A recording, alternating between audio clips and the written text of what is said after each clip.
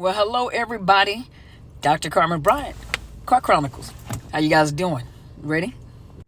So let's talk about this individual, this android that we know as the narcissist. I know you're like, oh my gosh, you're so empathetic. No, I'm not an empath, but I do have empathy. But you know what it is, and I'll just say it like I see it. So a lot of people that are in denial and they just cannot register that this person does not have empathy argue with the fact, no, because they cried when this happened. They're very sensitive when it comes to their kids. They're this, they're that, because I have observed, I've been with them long enough, so I should know. First of all, remember, the narcissist mirrors people.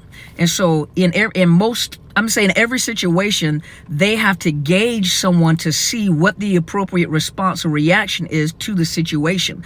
So they'll talk to people and they'll watch to see how they are reacting and responding to a situation so that they can pick up on those reactions. And if you notice, they're like an android, like Data off of Star Trek. They pick up on it, but then they always go overboard with it. So if you cry, they're going to scream and yell. If someone has passed, they're laying on the floor rolling around. Unless they gauge someone that is very stoic and calm, then they'll pick up on that stoic and calm and stay stoic and calm.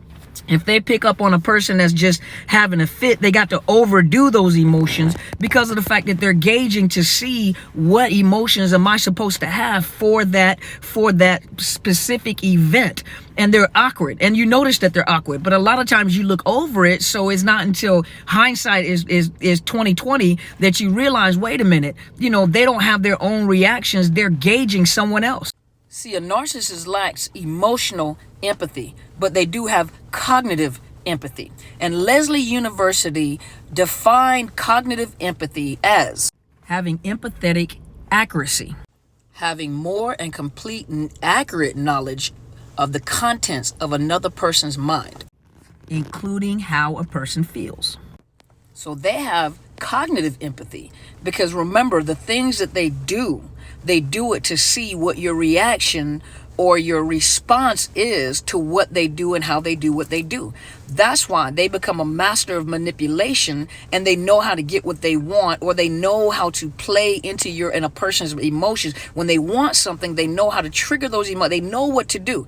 They understand cause and effect, and they do it enough, cause and effect, and mirroring someone to get specific type of responses or reactions from people. So they have cognitive empathy, but they don't have emotional empathy.